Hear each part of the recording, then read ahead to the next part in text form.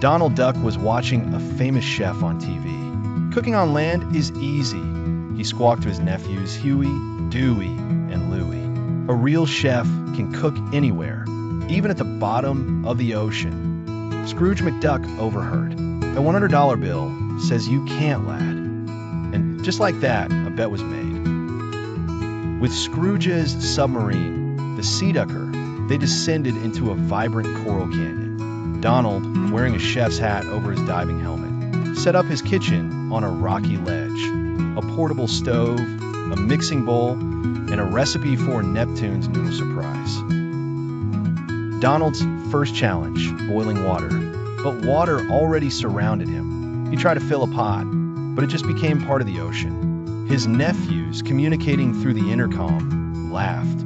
"You need a sealed pot, Uncle Donald," Huey advised. Donald's face turned red with frustration. Attempting to whisk batter for underwater donuts, Donald created a massive, uncontrollable whirlpool. It swept up small fish, sand, and his measuring cups, creating a chaotic soup. A curious octopus got a glob of batter on its head, becoming a living, wobbly pastry. He tried to make a simple sandwich, but the moment he placed the bread between two pieces of kelp, it became a sodden, mushy mess.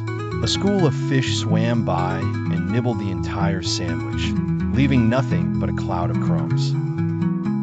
A large crab scuttled over to inspect the proceedings. It clamped its claw onto Donald's flipper, criticizing his technique. Donald danced around, trying to shake the crab loose, which only made the crab pinch harder. It became his unwilling and very critical sous chef. Donald brought a pressure cooker to speed things up. He forgot the pressure difference. When he opened it, the contents, a dubious seaweed stew, exploded outward in a single, massive bubble that floated lazily toward the surface, with a confused seahorse inside it. Trying to crack an egg was a disaster.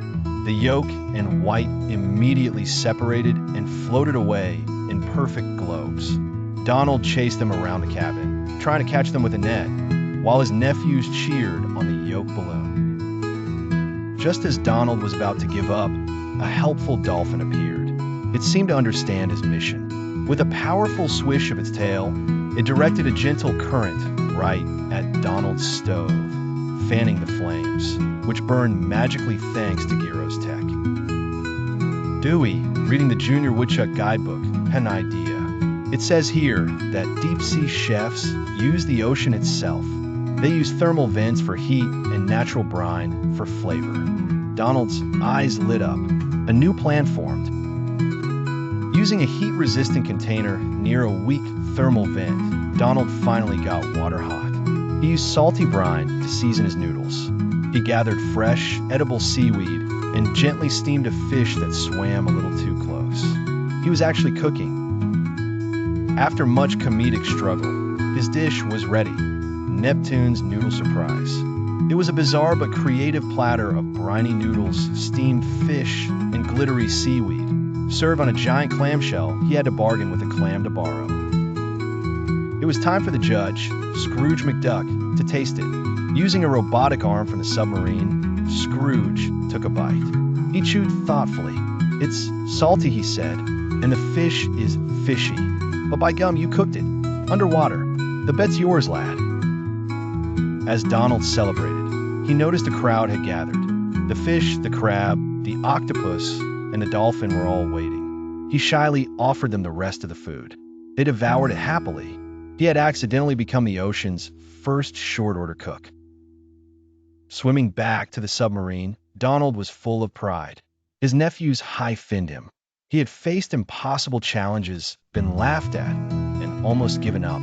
But he persevered and achieved something truly unique.